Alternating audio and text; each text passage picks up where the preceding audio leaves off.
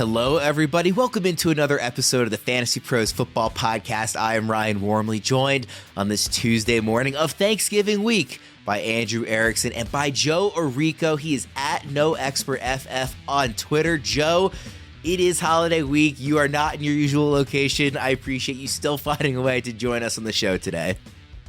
Of course. Thanks so much for having me. Yeah, in the childhood bedroom here. So let's hope nothing crazy goes on. Very classic Thanksgiving week setup. I'm sure, a lot of people are listening to this maybe in their childhood bedrooms as they get ready for some week 12 action. Erickson, are you traveling for the holidays too? Only like 15 minutes down the road. My aunt lives pretty close, so I'd actually have to travel farther if I was coming from home, where I grew up in central Massachusetts. So I'm just making a quick trip. Probably going to head over right before, submit some DFS lineups, submit some final bets before that Lions game kicks off, and I'll be kicking back, watching the games with everyone else. Nice. Very easy and convenient. Because it is Thanksgiving week, I am obligated to ask, favorite Thanksgiving dish, Erickson? I am a big sweet potato casserole person, and I do like the stuffing. Big stuffing guy. My mom hates any and all things sweet potato. It's either her or my dad, actually. I can't remember. So I never had anything sweet potato growing up, and now I'm not used to it. What about you, Joe? I'm a big turkey guy with cranberry sauce, as one does. That's for me. I'm also not a cranberry sauce guy. Neither. So what do you eat? Do you just fast during Thanksgiving? No, I like turkey. I like mashed potatoes and gravy. I like stuff. I like all the classics. Oh, so you like the good stuff? Yeah, the stuff that everybody likes. You like the chalk. Yes. I do like. I like chalk. Now I can tell you what your DFS lineup's going to look like. Yeah, yep, exactly. All right, let's jump into the show here. We were talking week 12, which is Thanksgiving week. Buy low, sell high running backs. We will start at the top, as we always do, with the most traded running backs. And guys, the number one most traded running back right now is Jaylen Warren. Obviously, he's really come on strong in the last couple of weeks. There are people who have been on him all season long. Erickson, I will start with you. Are you buying, selling, or holding Jaylen Warren right now? And I will note, just before we started recording this, offensive coordinator Matt Canada was fired from Pittsburgh. So that is another wrinkle that we haven't really had a ton of time to digest yet. Yeah, I mean, Warren is the most explosive playmaker on the Pittsburgh Steelers offense, and if the firing of Matt Canada is any indication that there's going to be some changes in the offense, I think the first thing that they would do is give the ball to Jaylen Warren more. I think that's so obvious to anybody that watches the Pittsburgh Steelers and their anemic offense that Warren is the only guy that's generating any sort of juice. So, again, it's kind of looking like this Warren-Najee Harris situation kind of looks a lot like the Tony Pollard, Ezekiel Elliott thing that we had to go through ad nauseum for years and years. And Tony Pollard was a more explosive running back, even though he was seeing less touches. So again, this doesn't mean Najee's never going to touch the ball ever again. I think the Steelers realize that the strengths of their team are when they run the football. We saw that last year in the second half of the season. We're going to see it again, I think, even after Matt Canada got fired. But I just think it's going to be more Jaylen Warren. So the fact that Najee's just kind of hanging around, I think makes Warren someone that you can actually buy, especially because Warren's not getting this crazy workload. But what do we see with guys that are efficient? They get the ball more because they're good. So I like Warren a lot, especially with the Steelers' schedule. Really, really favorable for running backs, the top 5 schedule. We look at the strength of schedule tool over on FantasyPros. So Jaylen Warren is a buy for me. Yeah, Joe, I was looking up at our consensus rest of season running back rankings. I was actually surprised to see Jaylen Warren as high as he is, which is RB21. Usually those rankings kind of take a little while to maybe react to what we've seen lately, but he's already up at RB21. Do you think he's a buy, a sell, or a hold right now? I'm looking to buy Jaylen Warren as an RB3 for my roster. So I guess the answer to your question is a hold at the end of the day. I would trade him, for example, for Javonte Williams, Rashad White, David Montgomery, guys like that. But as Erickson said, it really is just a classic Ezekiel Elliott, Tony Pollard situation here. Warren is clearly the more explosive player in the backfield amongst running backs with 50 attempts this year. Top 5 in broken tackle percentage, top 5 in missed tackle percentage and evasion percentage. So all you have to do is watch him play. And then as Erickson said as well, the schedule, Cincinnati, Arizona, running through Erickson's Pats in week 14. And then the playoffs, you have Indy, Cincy, and Seattle. So yeah. And also the running back coach, it seems like he's going to be taking over as the OC there for a little bit. So I would imagine Warren's going to be pretty involved. Yeah, did I see right that they're doing something where he's the OC, but the play caller's the quarterback's coach? I was only briefly looking on Twitter. Something like that. but that's good enough for me. Yeah, for sure. It's not Matt Canada. Yes. That's good enough anything but him. Yes, not Matt Canada. Joe, every Tuesday on the show, we go through some real life trades that have gone down. This is data pulled from our Fantasy Pros My Playbook. So these are real trades that have happened in real leagues. I want to get your opinion on them. Jaylen Warren was traded in one league for CJ Stroud. Obviously, you assume the person had a quarterback need. Do you think that's a reasonable trade? See, I like that because Jaylen Warren is probably, as I mentioned, your RB3, your RB4. All of a sudden, you're trading in for a top 10 QB rest of season, right? So I'm fine with that. How about Jaylen Warren for Devin Singletary and Amari Cooper? That one I don't like as much. I think Dameon Pierce is going to come back and be somewhat involved. And I really do think Singletary is a guy that needs like 80% of snaps, 100% of running back opportunities to be as good as he's been. So I'm going to lean Warren on that one. Last one, Jaylen Warren and Jordan Addison for Chris Olave. Ooh, I lean the Jaylen Warren side, actually. I'm not the biggest Olave guy. I think once Carr comes back, he's going to come back down to earth a little bit. I mean, had one catch before Jameis Winston entered the game there a couple weeks ago. So, and I still think Addison's going to be good. Erickson, what do you think about those? As a reminder, Jaylen Warren for CJ Stroud, Jaylen Warren for Singletary and Amari Cooper, Jaylen Warren and Jordan Addison for Chris Olave. Do you like any of those, Erickson? I just like the Jaylen Warren side on all three. He's just like, he's a stock that's rising. Like, this is the guy that you want. And when we look at, who wins fantasy football leagues, it's these pockets of time when these players hit over a stretch of games. And why can't it be Jaylen Warren? What if, again, I'm not saying this would happen, but what if under a new, offensive play caller, they just were like, you know what? We're not doing this Najee thing anymore. Like, we're giving Jaylen Warren like 70% of the touches versus, a 70-30 split. Like, that could happen. Like, there's a 10% chance that happens. And if that happens, like, Warren's going to be a fantasy RB1 the rest of the season. So just giving up like guys like Amari Cooper, like he's not going to move the needle at all with DTR quarterback. Jordan Addison, like he hasn't been a needle mover either with Josh Dobbs at quarterback. So like, yeah, give me this explosive running back with Jaylen Warren.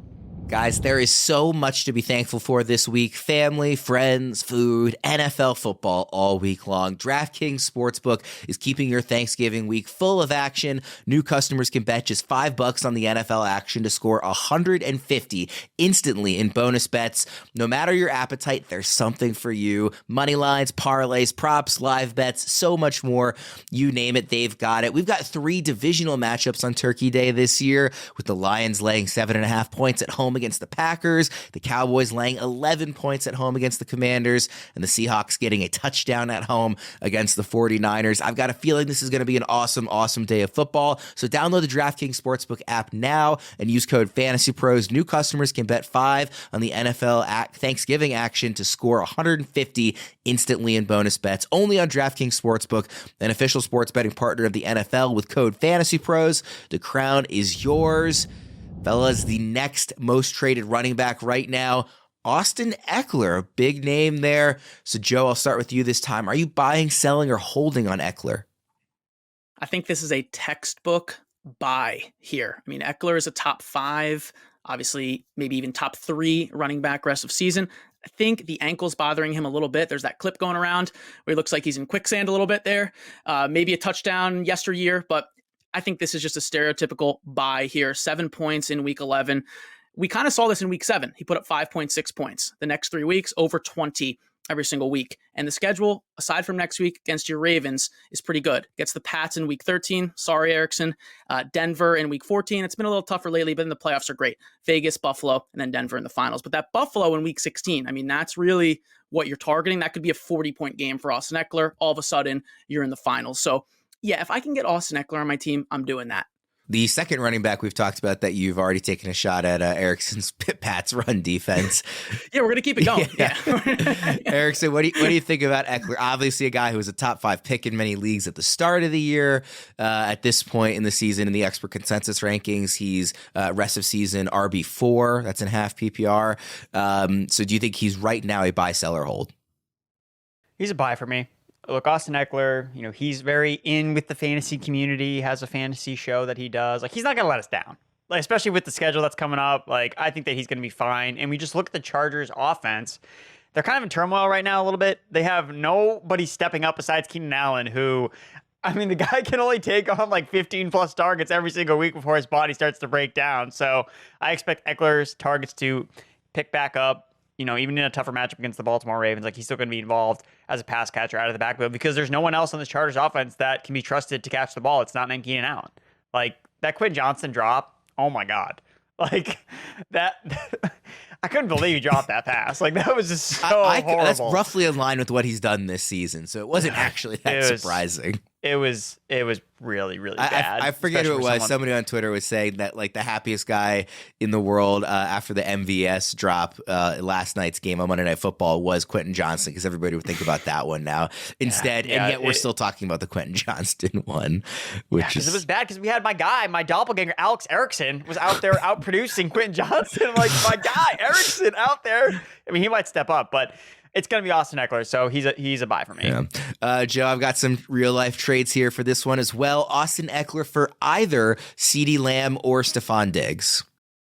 I think that comes down to, roster construction, but in a vacuum, I'm probably going to lean with Austin Ekeler just because the running back market is just so condensed. I mean, there's really only 5-6 guys who can do what Ekeler can do. Meanwhile, a guy like Brandon Ayuk could go outproduce Stephon Diggs, for example. How about Ekeler for Gus Edwards and Patrick Mahomes? Again, I'm assuming that there's a quarterback need to play here. I'm leaning with Ekeler again. Gus Edwards is a guy I want off my roster, respectfully. And I think Mahomes, I wish he was putting up 40 points, and he's not right now. So give me Ekeler. Last one, Ekeler for Jahmyr Gibbs and Drake London. Okay, so there... I'm going to go with Jahmyr Gibbs and Drake London. I think London is just kind of a throw-in, but I do have Ekeler and Gibbs kind of back-to-back. And going off what Erickson was saying about Warren, Gibbs is a guy looking like a league winner right now. So I'll stay in the Flames. I'll take Gibbs, RB1 overall, week 7 through 11. So give me Gibbs. Erickson, I'll run through those trades again for you. Ekeler for either CeeDee Lamb or Stephon Diggs. Ekeler for Gus Edwards and Patrick Mahomes. Ekeler for Gibbs and Drake London. I like the trading Gus Edwards and Patrick Mahomes for Austin Ekeler. I think it's just selling high on Gus Edwards with his touchdowns, selling Patrick Mahomes, who's been underwhelming as a fantasy quarterback because he doesn't have any weapons, and he's basically living with what the Patriots did with Tom Brady, and they never gave him any weapons, and they expect him to do it all, and we're starting to see the repercussions of that when you only have Travis Kelce.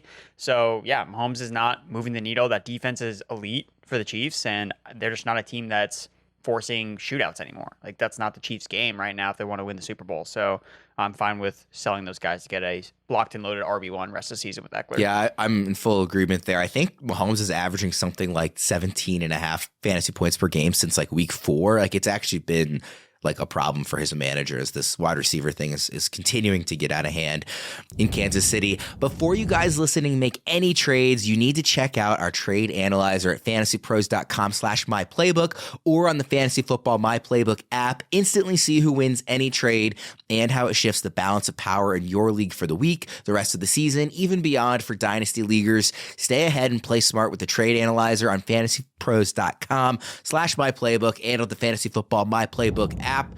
Guys, let's get into the buy low running backs. Joe, I will start with you. Who is your top guy among the buy low running backs right now? As if it wasn't obvious, Travis Etienne. So Travis Etienne under 9 fantasy points the last 2 weeks against San Fran and then Tennessee. The Tennessee one was a little disappointing here in week 11, but don't know if you guys saw, got lit up on like this huge hit at the line of scrimmage and then really did take a few series off. Saw a lot of D'Ernest Johnson in there. But again, still 15 plus opportunities. He had 17 in week 11. He's had 15 plus opportunities in every single game besides week 10 against San Fran. When you're down 30 points, maybe Travis sees the bench a little bit there. We're talking about a guy weeks 5 through 9, the RB1 in fantasy football, 27.1 points per game. That's 6.5 more than the next guy, Alvin Kamara there. And I know 2 touchdowns per game during that span, right? That's what we're going to talk about. It's funny, we went in the offseason from he doesn't score enough to now he scores too much. Well, when he scores too much, he's the RB1 in fantasy. And when he doesn't score enough, he's RB12. So say that averages out. I do have Etienne as a top 6 running back to finish the season. Couple tough matchups here. Week 14 against Cleveland, 15 against Baltimore. But other than that, it's looking pretty good. Houston this week, then Cincinnati. And then in the finals, you have Carolina. We saw what Tony Pollard did. I mean, Tony Pollard got in the end zone against Carolina. So it's looking like 3 for Travis Etienne in the fantasy football finals. Who are some types of players that you would be willing to trade to get Etienne on your roster? Honestly, I think a better question would be to flip that and say, who wouldn't I trade? Yeah. I prefer, rest of season, I have McCaffrey ahead of him.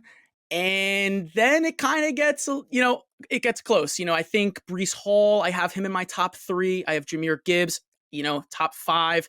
Those are some guys where it's really close. But I mean, I'm cashing in on, Bijan, for example, give me Etienne. Josh Jacobs, Pollard, Kamara, give me Etienne. All those guys, once you start talking Swift, Hall, Ekeler, Gibbs, he's in that tier. I don't know if I missed this name, but what about Jonathan Taylor? Would he be in the range ahead of him or behind him? I'm actually going to go with Etienne ahead of Jonathan Taylor. Erickson, what do you think about Etienne quickly? I know he's a guy we've talked about a lot on the show this season. Yeah, me and Joe, we're both Etienne stans, and we refuse to buy into the Take Bigsby hype, who's now the RB3 on the Jacksonville Jaguars, just so we're all aware.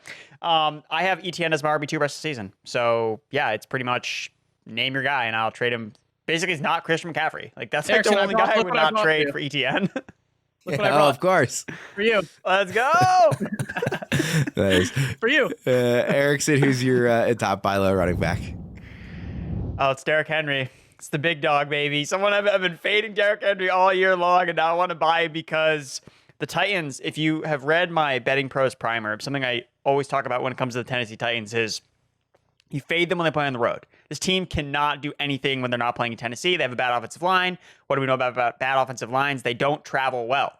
Well, Titans, 4 of their last 5 games in the fantasy playoffs or the fantasy season are at home. They're back in Tennessee. This week, they are playing the Carolina Panthers, who let Tony Pollard score a touchdown against them. This run defense is absolutely atrocious, and the Tennessee Titans are going to unleash Derrick Henry not only in this week against Carolina, who's faced the highest rushing rate of any team in the NFL this year, but they're going to unleash him the rest of the season because Derrick Henry is going to be a free agent at the end of the year. They have all the incentive in the world to ride him out. And one thing I want to note about last week's usage, again, Derrick Henry's kind of been splitting snaps all year long with Tajay Spears. The thing that I thought was really interesting about his usage last week was they were in negative game script basically the entire game. Like, they were getting blown out by the Jaguars. And what ended up happening was Derrick Henry still outsnapped Tajay Spears, like in a negative game script, which was really weird to me. I was like, oh, that's kind of odd. Like, why was he still playing? He played more snaps. He played more on third downs. He was used more in the passing game, 62% of the snaps in a negative game script. So I think that's suggesting, at least to me, moving forward, that, like, hey, like, they're ride or die with Derrick Henry. And we've seen Derrick Henry in December, as we like to call it, with Derrick Henry. I think that he is the sharpest buy low you can get at running back to get an RB1 the rest of the season, because we've seen this before with Derrick Henry. Like, he finishes the season strong. He's better in December. Guys don't want to tackle him. I know it's kind of like a narrative, but it's what happens. Like, just look at his numbers in December. Like, they're really, really good. So I like Derrick Henry as a buy with them playing at home last 4 or 5 games. And again, it's a great matchup this week against the Carolina Panthers. I don't think you even mentioned this, but twice in the fantasy playoffs, he gets the Texans, who we know Derrick Henry absolutely obliterates the Texans in those last 5 games against him. 211 yards, 212, 250, 219, 126. And he's got, so quick math here, 10 touchdowns in those 5 games. I mean, like, he destroys the Texans. He gets them twice in the fantasy playoffs, week 15 and 17, which are in December when he's usually at his best anyway. So that is a really exciting element as well. We do have a listener question about Derrick Henry, and it's basically, would you trade Derrick Henry, and what do you think you can get for him after his back-to-back poor games? So this person's looking to sell on Henry right now, so we'll kind of flip it, since obviously you're looking to buy. Who are some guys you would trade for Derrick Henry? It has to be one of, like, the running backs we've kind of talked about as guys we like to buy. So, like, as a part of a package to get Ekeler, as a part of a package to get guys like a Gibbs, like a Travis Etienne, who's also disappointed the last 2 weeks, and selling the schedule basically as, like, the way you're going to move him. I really just don't think you're not going to get a lot for Derrick Henry right now. Like, that's the thing, because he's been pretty okay. You know, obviously disappointed the last couple of weeks, but when he doesn't play at home, like, he doesn't do anything. And this offense has been really underwhelming since Will Levis's first game, when he kind of blew up again in a home game. So I think Derrick Henry's not someone I would try to trade. I think that he's a guy you want to hold, because I think the best is yet to come for him. Let's move to the sell high running backs. Joe, who you got here? So my sell high running back is James Cook. Now, I get it, right? 21 opportunities, new OC. Is this the new look of the Bills offense? I don't really think so. 46% of snaps, so that was identical to week 10. In fact, 46% is less than the previous 3 weeks, week 7 through 9, over 50. Honestly, almost closer to 70% of snaps in week 8. So I'm not too, on the ship of this is James Cook offense now. Then you look at the schedule. He gets Philly in week 12, bye week in week 13, then Kansas City, then Dallas in week 15. I mean, that's an entire month of tough matchups. One of the weeks you can't even play him. And then we go over to Ty Johnson, who saw 21% of snaps, 3 targets, 6 total opportunities, and Latavius Murray still getting double-digit opportunities. So I'm good here, right? Stephon Diggs, slow game, Gabe Davis, Cardio King, another donut. So those guys are going to get more involved. I think this is a nice chance to cash in on James Cook, pair him with somebody for a top 15, top 12 running back, and you move on. Yeah, I actually think both your guys' sell high picks are really interesting. So before we move to yours, Erickson, I want to get your opinion on James Cook as well. RB23 in the current, consensus rest of season rankings. Again, that's half PPR. Is that too high, too low, just right? What do you think, Erickson? RB23, you said? Yeah. I think that's right. I mean, just based on... And that's actually moved up 4 spots in the last week since seeing him with the new OC. I mean, he's an RB2. Like, that's what he is. He's never going to be anything more than that because he doesn't get red zone usage, and, like, his receiving usage is okay. It's like whether or not, okay, does he rip off, like, a big run or not? Like, does he make a big play? And in this past game, he scored a receiving touchdown but didn't score a rushing touchdown. So, does this turn into a 3-way committee now with Ty Johnson, longtime truther Ty Johnson? Absolutely love the man. I'm glad to see him bounce back on his feet. But if he's interfering with James Cook in any way, shape, or form, then that ultimately hurts Cook. The schedule is brutal rest of the season for the Buffalo Bills when it comes to their running back matchups. So he's just a guy that he's one of these players where if I trade him away, I'm never going to look back and be like, oh my God, I traded away James Cook and like absolutely buried me. Like that's not going to happen. Like if you could get James Cook trading for Derrick Henry, Derrick Henry can bury you if you don't play your cards right. Where James Cook, it's like, oh, he was an RB2, take it or leave it. But right. By the way, if you think you were an early Ty Johnson adopter, he was a 3-star recruit that starred at Maryland for my Terps. Oh, here we go, the Terrapins. Nobody was earlier on Ty Johnson than me when he was playing games in Cumberland, Maryland as a 2 or 3-star recruit, but just pure speed. So fun to watch. Erickson, I'll stick with you. Who's your top sell high running back? Saquon Barkley. Look, guys, the Giants are not going to play the Commanders again yet this season, and that was the only way this offense could look any semblance of good. Tommy DeVito looked like a comparable quarterback in that game. Saquon Barkley caught 2 receiving touchdowns. He wasn't even that effective. He had negative rushing yards in the first half.